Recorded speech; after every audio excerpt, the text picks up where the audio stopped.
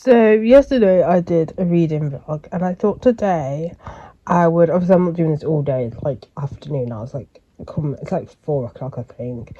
I thought I'd kind of do like a kind of like show you, and I make some like bracelets and stuff kind of deal. So yeah, that is what I'm doing this New Year's Eve. So yeah, I thought, why not? Why not? Because I got some new beads, and I've just, obviously you were seeing them in the other video, and I just want to kind of do some. This morning I did some sorting out, moving them into like, so into containers like this, because it's a lot easier, because I had all these ones were just in one jar and stuff. So I moved over some clay beads and made room to fit these in these containers. So yeah, so I thought, why not do kind of a what's it. So first one I'm going to do is just a normal, I wanted to use these and these ones as well to make a whole bracelet. So I might do some for my other like website. I don't know if many people do that, but it's basically religious based. That's why I always have a lot of alphabet beads, because I basically use that to spell words and stuff. So yeah, but at the minute, for this first one, I just want to kind of just do some for myself, and maybe some to add to my vintage for the Christie charity. So this is the type of elastic I prefer, the more like thicker, like clear, as opposed to the flimsy one, just because I like more of a firmer stretch, if that makes any sense, so it doesn't make them overly stretchy. You don't need to like pre-stretch them. I only pre-stretch if I'm using like heavy beads anyway, but yeah, so I don't like really, because I find it really hard to work with elastic that's really stretchy. So I've got this midi ring which has got a crucifix on, and recently I brought some normal plain crosses, so I'm actually going to do another version of this but with a cross, and I'll probably use the pink seed beads instead. So these are so pretty. I got them from, same with the purple ones, I got them from the bead shop in Nottingham, if you're wondering. Look how cute it is. I'm just a very simple person, but so I've just had an idea. I don't know if any of you heard of Paradise Regained. It's a poetry by, I can't even remember his name, but I've got it.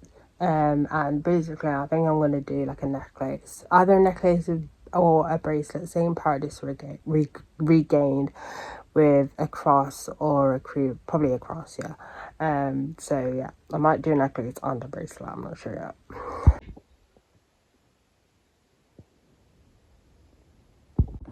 So I'm going to attempt to show you how I tie my thingy. I can't do over because I don't have the, what do you call them again?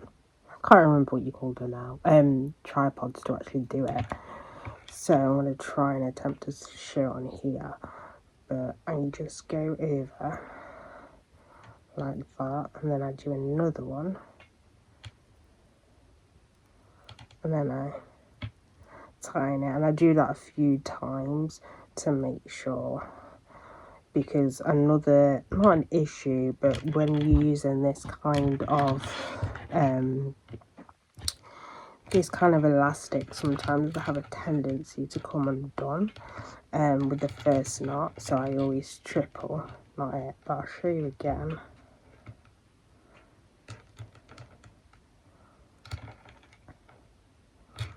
So I'm not sure if that's really helpful. That's why I'm never actually showing how to do knots, because I have not got a full-on setup. But yeah, hopefully that is helpful and you can actually see that. So I actually don't have a speed spinner, just because I don't use seed beads that often, and they're not my favorite to use. I prefer the chunkier beads. So when I do like necklaces and stuff, because I'm doing them by hand, it takes quite a bit, to be fair. These are a bit thicker than the normal size seed beads that I used to, so they're a little bit more easier, but yeah, I tend to just do them just by hand. It's not worth the investment to get a speed spinner for me anyway, because yeah, it's just not really not worth it for me. But they are useful if you use a lot of seed beads.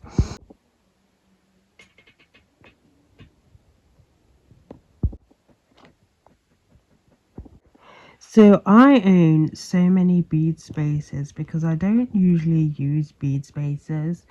Not like they're not bad or anything. I don't like them. I just don't kind of. I don't know. Maybe they're just not my aesthetic. So I have so many bead spaces.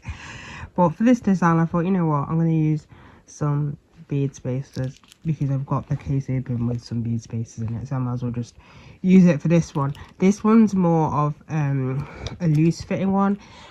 Usually I like bracelets really tight. I don't really like loose fitted ones, which is not necessarily a problem, but when I do buy them myself, they are more on the looser side, but I do prefer them more of a snug fit. So all my bracelets tend to be more of a snuggish fit. Saying that though, I sometimes wear them really tight. If I do them for myself, I do them like really tight sometimes because I just don't really like loose, unless it's like a bangle or something like that, or it's got charms on it. But I tend to prefer snug fit bracelets. So when it comes to the clasp closures, I don't always use them. I do prefer just having them full stretchy and to put them on. It just depends on the necklace and stuff. But this one is only a small amount of beads, so this would not fit over my head without snapping. But this one's for a personal one for me. There's only a few which I have done the clasp that I have the clasp closure that I have done. That I have done on that I've gone online. Sorry, that I've gone online. Those are the ones where I'm like fully confident and you know in it. But usually I just prefer the just full on pull over my neck situation. And these are the creations. It doesn't seem a lot, but first off, I took a break to eat my evening meal, plus, as I said, mentioned in the video, I don't have a bead spinner, and you can tell I use quite small beads for the most part for this session. But yeah, so that's it for this video. So bye guys.